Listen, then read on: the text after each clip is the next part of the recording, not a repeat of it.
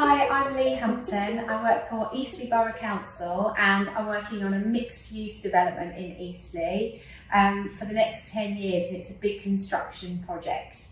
So this is the project that I'm linked with, One Horton Heath. So over the next 10 to 12 years, we are going to be building a variety of buildings that will include 2,500 homes, a primary school.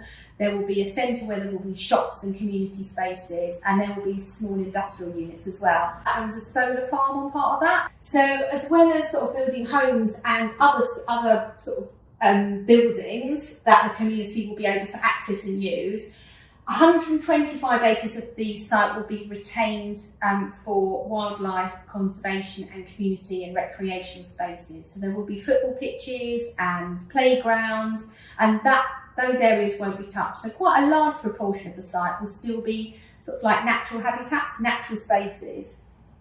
So we are going to have 35% of affordable housing, so that's social housing within the development, and the rest of the homes will be mixed. So there will be flats, small 2 beds, 3 beds, 4 bed houses, there'll be some semi-detached, some detached houses, and there will be some supported housing as well. So for those who have mobility issues or some of our older residents. So complete mix on this project.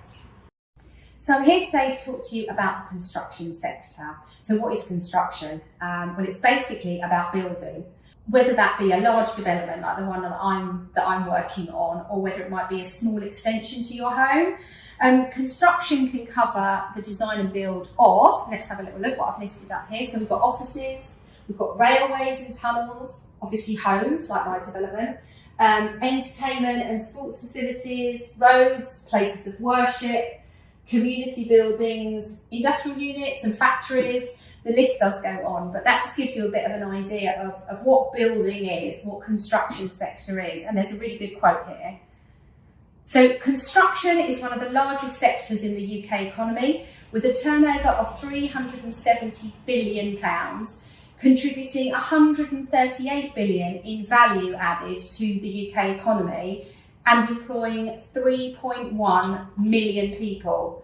That's 9% of the total UK workforce. So when you look at everybody in the UK who goes to work, 9%, nearly 10% of everybody that works in the UK, their job links to the construction sector. So it's massive.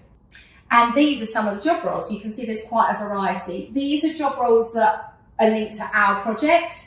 And you can see there is a mass here, and some of these will be based on site. So like your site manager down here, bricklayer obviously, your labourer, your machine operative, so that's someone that's working a digger, or some of the big equipment like cranes. They would be based on site all the time. Currently we've got the landscape architects and the architects coming out, looking at the site, making their designs, doing those in a 3D format and then sending that back to us as a client. So some of the consultants that we're working with will not actually live in this area. They might be, working for us from Scotland or from London, and they're working virtually, maybe even abroad. So we do have quite a mix on the site. This isn't the full list, there will be more, but it just gives you a bit of a flavour of the type of job roles that come under the umbrella of construction and are working on a housing development like this. So there's loads of data on this slide, but actually when we're making decisions about the sort of job we want to go into or the sort of sector that we want to work in, doing some research around is that a sector where there is growth? Is there going to be a job for me at the end of my studies is really, really important. So I'm just going to take you through some of the stats that I've got here. So UK construction employs 2.7 million people. We need to recruit an extra 217,000 workers. So that's around about 43,000 people nationally we need to be encouraging into the sector. So where I'm based, in the southeast, that means we need 3,350 people per year between now, each year, and 2025. So the fastest area of growth within construction is infrastructure, so that's like your roads and railways, etc., and home building. And obviously I'm working on a home building project at the moment. So we also need to find investment. So we need to invest in the staff we've currently got to train them up. So we have, as a sector, difficulty and a lack of experience at the kind of management leadership. So we need to invest quite a lot in sort of nurturing and upskilling people that are currently in the sector, as well as recruiting new talent. We need to invest in digital skills and skills related to energy efficiency to boost productivity and to address growing challenges such as net zero carbon emissions and building safety. Another big area of growth is housing repairs and maintenance. Sometimes we refer to that as R&M. Lots of people have been adapting their homes. So obviously there's a lot of money coming into the sector for people that want to make adaptations at home, whether you now want to have an office in your house. And also in line with the climate emergency. So people are looking at how can they make their homes more efficient. You know, do they want to install solar panels on the roof of their house, for example? So national construction workforce is projected to reach 2.84 million by the end of 2025. I've been looking at apprenticeships, so many of you might be thinking about that as an alternative route to going into university. And actually, at the moment, we need to recruit 33,000 construction apprentices over the next few years. So that's a massive task, trying to go out there and advocate why people should come into construction and encourage young people to take on a construction apprenticeship. So nearly 300,000 companies are connected to the construction sector. And 99% of that are small, medium organisations. So although quite often you will hear about companies like Barratt and Bellway and Drew Smith, who are big developers, actually a lot of the people that work in construction work in really small organisations where they might have one or up to 5 or 6 people. So, you know, if you're somebody that likes to work for a small organisation, construction might be for you, or you might want to be self-employed. And that means that you decide your hours, you decide what contracts you take on, and you have ownership of that. So I work really closely with the Solent Apprenticeship Hub, and no matter where you are in the country, there will be apprenticeship hubs and support out there and opportunities to look for apprenticeship roles. Again, at the end of this presentation, I've done a link to the National Apprenticeship website, which is a government website which lists all the apprenticeships that are open at the moment, and you can apply via that, or you can just log your details and it will send you alerts.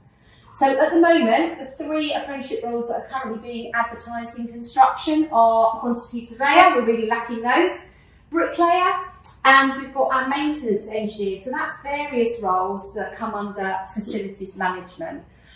So those are particular areas where we are looking to bring people into the sector. There's also lots of others, scaffolders, dry liners, electricians, a lot of the trades. We just simply don't have enough people out there to fill those gaps.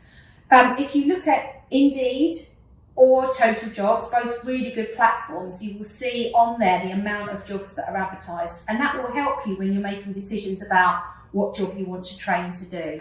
Industry strengths. Why would you want to come into the construction sector? Well, I've just put up some here. There is massive growth, as I've evidenced, in construction, and that will continue to happen. We are in a climate where there is a lot of building going on and we don't have enough people in the sector, so there's loads of jobs. It gives you stability and security. You've got the potential to progress, particularly for women. There's been a big recruitment drive over the last few years about getting women into construction, getting young people in from minority groups as well. So there's a lot of support out there and a lot of different pathways. So you might come in straight from school and either come in as an apprentice or come into a lower level job. But if you've got the talent, if you show energy and passion and a drive and you're curious, you will get developed in this industry, and you will get to work your way up into management, senior management, director level. So as you saw earlier, there's a variety of roles and I've only touched on a few. Competitive pay, there's really good pay in construction in most of the job roles. If you search on that National Careers Service website, you will see the range of salaries. So you've got the opportunity to travel and work abroad. You will see later on that I reference our place creator videos, and you will see that quite a few of the team have worked abroad because you learn that skill set, and then you can take that outside of the UK to work. So having a pride in having that expert knowledge and doing a good job.